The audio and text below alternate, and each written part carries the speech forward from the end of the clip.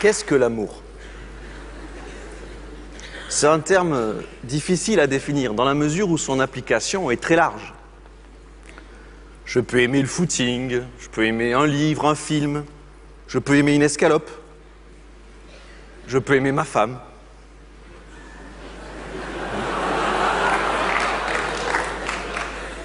Mais il y a une grande différence entre une escalope et ma femme, par exemple. C'est que si moi je valorise l'escalope, l'escalope en revanche, en retour, eh ben, elle ne me valorise pas. Alors que ma femme, elle m'appelle l'astre de sa vie. Seule une autre conscience désirante, donc, peut me constituer comme être désirable. Cela, je le sais, et c'est pourquoi on peut définir l'amour d'une manière plus précise, comme étant le désir d'être désiré. D'où l'éternel problème de l'amour.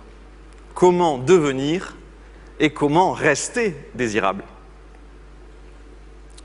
Alors, la réponse à ce problème, l'individu l'a trouvée autrefois en soumettant sa vie aux règles de la communauté.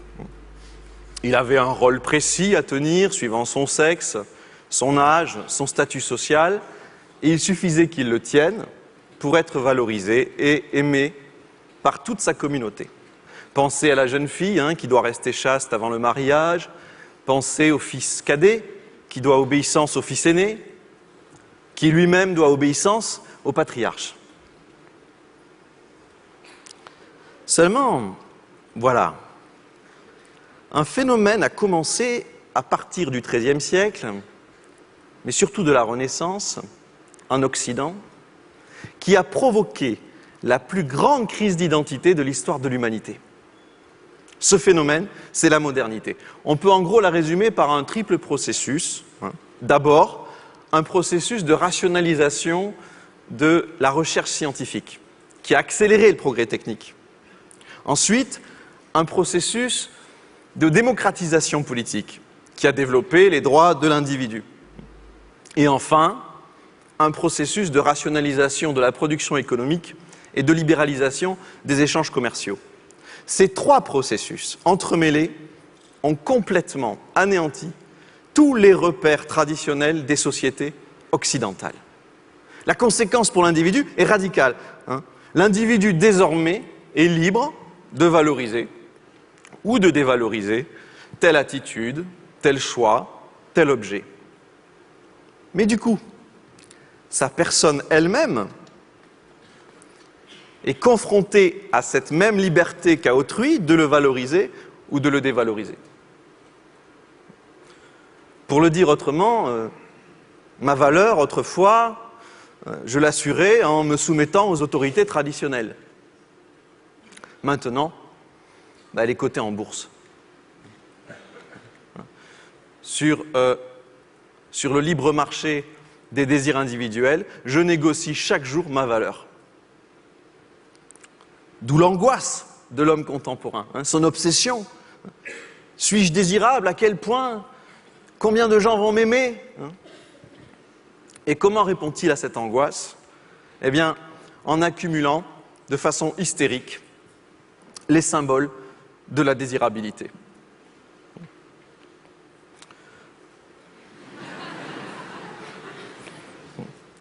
Cette accumulation, je l'appelle avec d'autres le capital séduction. C'est sur le capital séduction que repose en grande partie, en fait, notre société de consommation. On dit à ce propos, à propos de la consommation, que notre époque est matérialiste. Mais c'est faux. Si nous accumulons des objets, c'est pour communiquer avec d'autres esprits, c'est pour nous faire aimer d'eux, les séduire. Rien de moins matérialiste, rien de plus sentimental qu'un adolescent qui achète une paire de jeans tout neuf, qui la déchire au genou, parce qu'il veut plaire à Jennifer. Le consumérisme, ce n'est pas du matérialisme, c'est plutôt la matière engloutie, sacrifiée, au nom du Dieu amour, ou plutôt au nom du capital séduction. Alors, à partir de ce constat sur l'amour actuel, comment penser l'amour des années futures? On peut envisager deux hypothèses. La première consiste à parier sur une accentuation de ce processus de capitalisation narcissique.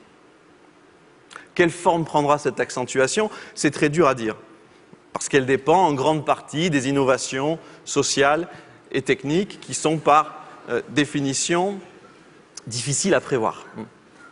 Mais on peut, par exemple, imaginer un site internet de rencontres où, un peu comme avec des points smiles, on fonctionne avec des points capital séduction qui varient selon mon âge, mon ratio taille-poids, mon diplôme, mon salaire, ou le nombre de clics accumulés sur mon profil. On peut aussi imaginer un traitement chimique de la rupture amoureuse qui affaiblit le sentiment d'attachement.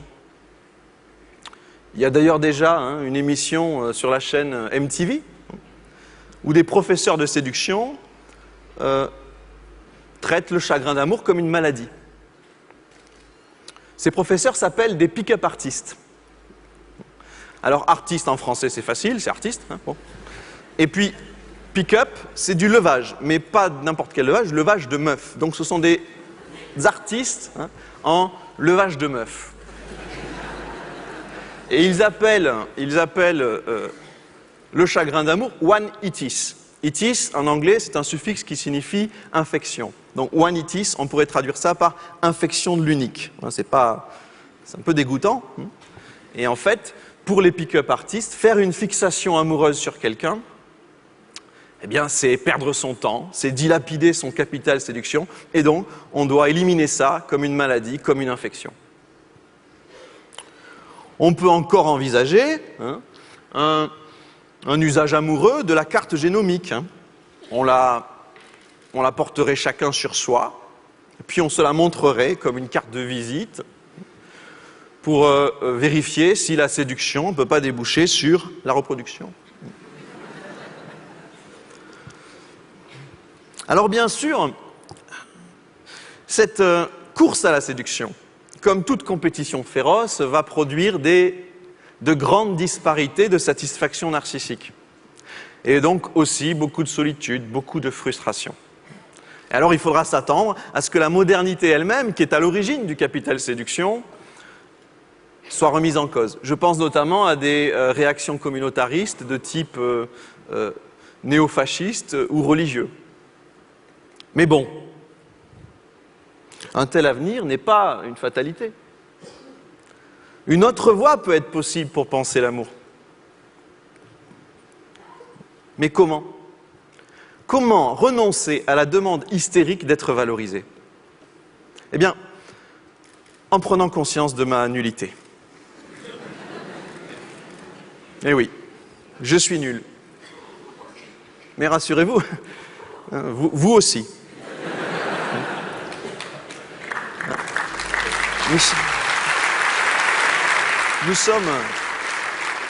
Nous sommes tous nuls. C'est assez facile à démontrer cette nullité, puisque pour être valorisé, je demande à l'autre qu'il me désire. Donc c'est que je n'ai pas de valeur en moi-même, je n'ai pas de valeur en soi. Nous feignons tous d'avoir une idole, nous feignons tous d'être une idole pour quelqu'un, mais en fait nous sommes tous des imposteurs, un peu comme celui qui passe en seigneur indifférent dans la rue, alors qu'il a tout prévu, tout calculé pour que tous les regards se portent sur lui. Alors je pense que prendre conscience de cette imposture générale qui nous concerne tous, cela pacifierait nos rapports amoureux. C'est parce que je veux être adoré jusqu'au bout de mes ongles, justifié dans tous mes choix, qu'il y a une hystérie de la séduction. Et du coup, je veux paraître parfait pour que l'autre m'aime, je veux qu'il soit parfait pour qu'il me rassure sur ma valeur, et cela donne des couples obsédés par la performance et qui vont se quitter justement à la moindre contre-performance. Alors, à l'opposé de cette attitude, j'invoque la tendresse. L'amour en tant que tendresse. Qu'est-ce que la tendresse? Être tendre, c'est accepter les faiblesses de l'être aimé. Oh, il ne s'agit pas de se transformer en un triste couple d'aides-soignants. Ça, c'est pas terrible, ça. Bon. Il y a au contraire beaucoup de charme, beaucoup de joie dans la tendresse. Je pense notamment à un type d'humour qui est hélas très peu pratiqué et qui est une sorte de poésie de la maladresse assumée. Je pense à l'autodérision. Pour un couple qui n'est plus maintenu, soutenu par les contraintes de la tradition, je pense que l'autodérision est un des meilleurs moyens de durer.